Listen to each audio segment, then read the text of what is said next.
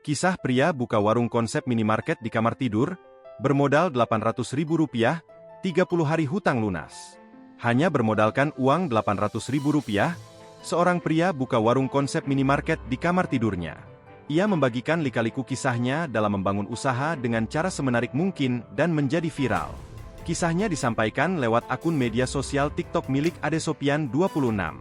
Tampak akun tersebut mengunggah sebuah video pada Minggu, 4 Agustus 2024. Dalam video berdurasi 35 detik tersebut, pemilik akun Adesopian 26 tampak seorang pria tengah berada di kamarnya.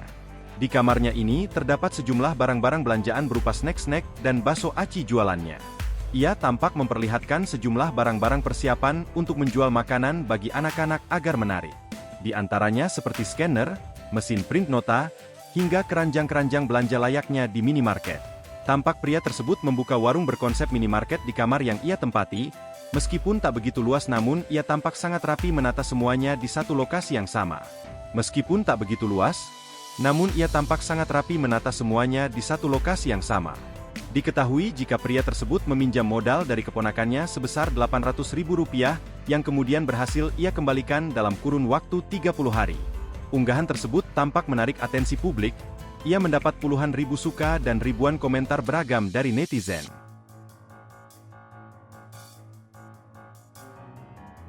Download Tribun X sekarang, menghadirkan lokal menjadi Indonesia.